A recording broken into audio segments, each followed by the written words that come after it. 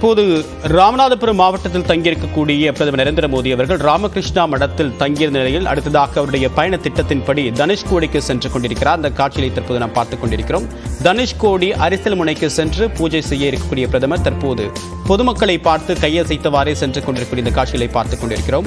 3 நாள் பயணமாக தமிழ்நாடு வந்திருக்கக்கூடிய பிரதமர் நரேந்திர மோடி அவர்கள் முதல் நாள் நிகழ்வில் கேலோ இந்தியா விளையாட்டுப் போட்டிகளை தொடங்கி வைத்த பிறகு அடுத்ததாக ஸ்ரீரங்கம் ரங்கநாதர் கோவிலில் சென்று சுவாமி தரிசனம் மேற்கொண்டார். அதற்கு பிறகு ராமநாதபுரத்தில் இருக்கக்கூடிய திரு ராமநாத சுவாமி கோவிலுக்கு சென்று அங்கு சுவாமி தரிசனம் மேற்கொண்ட நிலையில் தற்போது தனுஷ்கோடி அரிசல் முனைக்கு சென்று அங்கு கோதண்ட ராமர் கோவிலில் வழிபாடு மேற்கொள்ள இருக்கிறார். அதற்கு பிறகு முக்கிய தீர்த்த தலமாக பார்க்கப்படக்கூடிய அந்த அக்னி தீர்த்த கடலில் இறங்கி புனித நீராடிவிட்டு அங்கிருந்து சிவலிங்க மணலை கொண்டு சிவலிங்கம் ஒன்றை உருவாக்கி பூஜை செய்த பிறகு அதற்கு பிறகு நாளை நடைபெற இருக்கக்கூடிய அயோத்தி சிலை பிரதிஷ்டை விழாவில் அவர் பங்கேற்க இருக்கிறார். இது போன்ற பல்வேறு முக்கிய நிகழ்வுகளில் பிரதமர் நரேந்திர மோடி தொடர்ந்து ஈடுபட்டு வருவது குறிப்பிடத்தக்கது. இதன் காரணமாக அங்கு ஏராளமான பாதுகாப்பு ஏற்பாடுகள் செய்யப்பட்டிருக்கின்றன. சுமார் 7000 காவலர்கள் அங்கு குவிக்கப்பட்டிருக்கிறார்கள். பாதுகாப்பு ஏற்பாடுகள் விரிவாக மேற்கொள்ளப்பட்டிருக்கிறது. அந்த காட்சியை தற்போது நாம் பார்க்கிறோம்.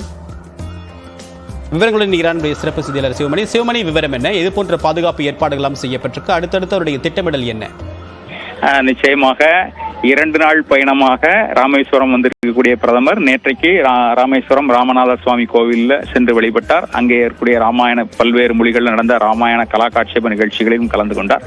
இந்த நிலையில ராமகிருஷ்ணா மடத்தில் நேற்று தங்கியிருந்த அவர் இன்றைக்கு அங்கிருந்து புறப்பட்டு இன்னும் சற்று நேரத்தில் தனுஷ்கோடி வந்து அடைய இருக்கிறார். தனுஷ்கோடி பகுதியை தாண்டி அரிச்சல் முனை அப்படிங்கிற பகுதி, எந்த பகுதியில் இருந்தா ராமர் பாலம் கட்டி இங்கிருந்து சீதையை மீட்கிறதுக்காக மன்னார் வளைகுடா பகுதிக்கு சென்றதாக ஐதீகம். இந்த சூழல்ல அந்த பகுதியை பார்வையிடக்கூடிய பிரதமர் அங்கேயே கடலில் குளிக்க இருக்கிறார். அங்கு தொடர்ந்து அங்கே சிறப்பு பூஜைகள் செய்யாத கடல் மணலில் லிங்க உருவம் செய்து அங்கேயே பூஜை செய்ய இருக்கிறார்.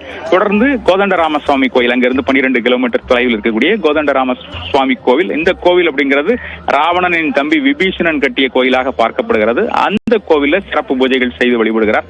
பின்னர் இங்கிருந்து வரக்கூடிய வழிகளில் பொதுமக்கள், அவருக்கு ஏராளமான பொதுமக்கள் அவரை பார்த்து கையசைக்கூடிய பூக்களை தூவக்கூடிய நிகழ்வுகள் நடக்க இருக்கிறது. தொடர்ந்து இங்கிருந்து அவர் சாலை மார்க்கமாக ராமேஸ்வரம் வந்தடைந்து அங்கிருந்து மதுரை செல்ல இருக்கிறார்.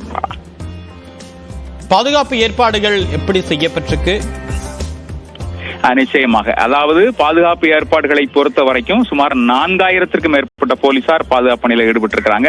ஏடிஜிபி தலைமையில, தென்மண்டல ஐஜி நரேந்திரன் நாயர் தலைமையில 4000க்கும் மேற்பட்ட போலீசார் பாதுகாப்பு பணியில் ஈடுபட்டிருக்கிறாங்க. இந்த பகுதி அப்படிங்கிறது முழுமையாக தீவு பகுதியாக இருக்கிறது. தனுஷ்கோடி அரிச்சல் முனை கோதண்டராமர் கோவில் இருக்கக்கூடிய பகுதி அப்படிங்கிறது முழுமையாக 2 பகுதியிலும் கடல் நடுவுல சாலை, இந்த கோவில் இருபுறமும் கடல் அப்படிங்கிற சூழல் இருக்கிறது.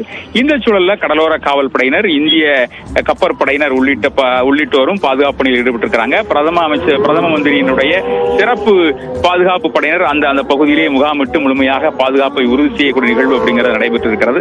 ராமேஸ்வரத்திலிருந்து சுமார் 20 கிலோமீட்டர் தொலைவில் இருக்கக்கூடிய இந்த பகுதி முழுமையாக அவர்களுடைய கட்டுப்பாட்டில் கொண்டு வரப்பட்டிருக்கிறது.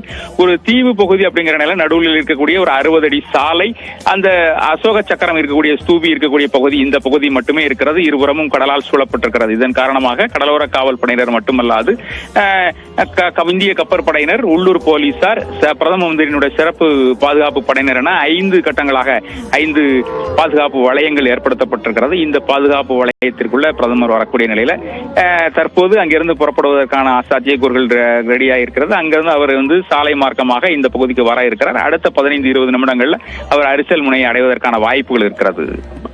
உங்களுடைய விரிவான தகவலுக்கு நன்றி சிவமணி. அடுத்ததாக